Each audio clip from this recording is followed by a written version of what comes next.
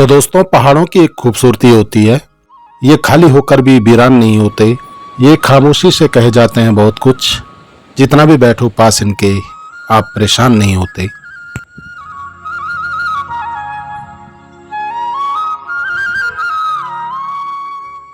तो दोस्तों, मैं फॉरेस्टर बर्तवाल आपको लेके चलता हूँ एक अनोखे सफर पर।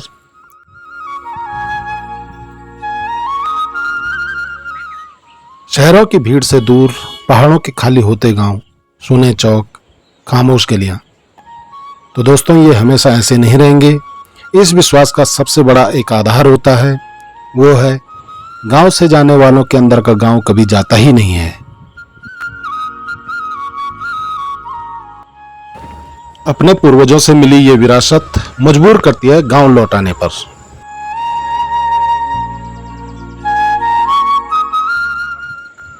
हर पहाड़ी गांव की संस्कृति में उसके छोटे छोटे मंदिरों की बड़ी भूमिका होती है। दोस्तों, ऐसे ही एक मंदिर है हमारे गांव में, श्री लक्ष्मी नारायण जी का मंदिर। ये एक पुराना मंदिर है। इसका अंदाज तो नया दिख रहा है, लेकिन इस मंदिर से जुड़ी आस्था बहुत पुरानी है। अलकनंदा के किनारे पहाड़ों में लक्ष्मी नारायण के गिने चुने मंदिरों में से एक मंदिर ये भी है। तो दोस्तों, हर गांव की एक साझी विरासत होती है, कुछ साझी परंपराएं, पुरानी परंपराएं होती हैं। लेकिन आज दुर्भाग्य है पहाड़ के गांवों का कि यहाँ विकास तो पाव भर होगा, लेकिन राजनीति पूरी क्विंटल भर होती है। और इस राजनीति का सबसे बड़ा जो प्रभाव पड़ता है, वो पड़ता है गांव की इसी साझी विरासत पर।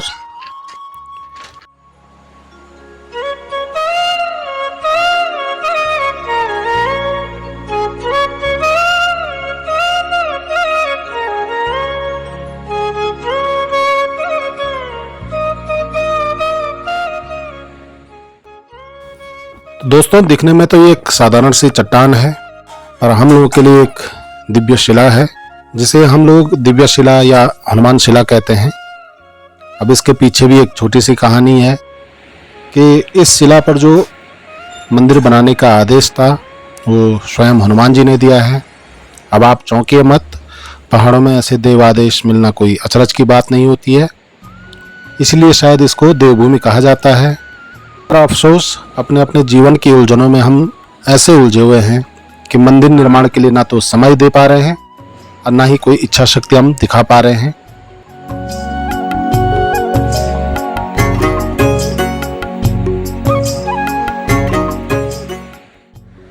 तो दोस्तों, उत्तराखंड में एक पुरानी कहावत है कि पहाड़ का पानी और पहाड़ की जवानी कभी पहाड़ के काम नहीं आते। अब बात सच भी है। पास में उत्तराखंड की सबसे बड़ी नदी अलकनंदा, जो गंगा के अस्तित्व को युगों युगों से जीवन देती आई है, जिससे मैदानी क्षेत्र अन्न के भंडार बने हुए हैं। पर पहाड़ों में यह पानी अपने तटों पर लगे खेतों तक पहुंचता ही नहीं है। अब खेतों का सूखापन इस नदी की ओर लाचारी से देखता है कि कोई तो ऐसी कृपा हो कि फिर से इन खेतों में सिंचाई हो सके, ये पानी इन खेतों तक पहुंच सके। ये हमारे गांव से लगा हुआ नदी तट है। अब इसके विकास के तो हमने भी सपने देखे थे। हमने देखा ऋषिकेश, हरिद्वार, जो भी गंगा से लगे हुए तट हैं, जो भी क्षेत्र हैं, वो आज काफ़ी विकसित है। वहाँ पे पर्यटन काफ़ी आता है। इस नदी तट का हर क्षेत्र अपने आप में एक तीर्थ है। तो यहाँ पर हमारे नज़दीक में जो बालखिला नदी है, यहाँ से अलकनंदा है, इनका संगम है।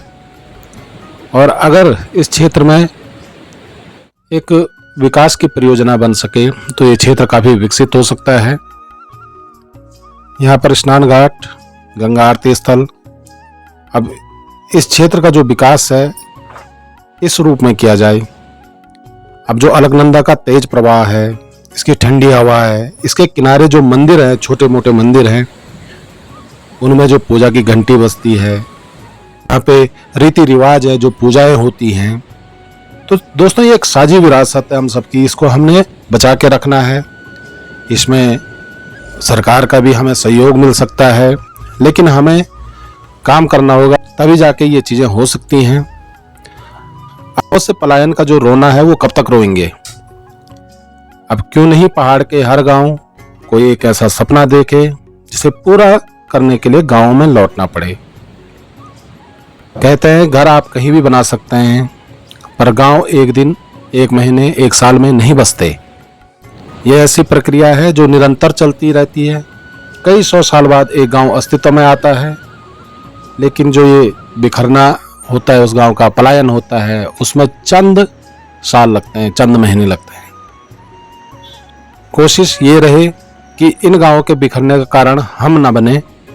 तो चलिए दोस्तों, वापस चलते हैं गांव की ओर।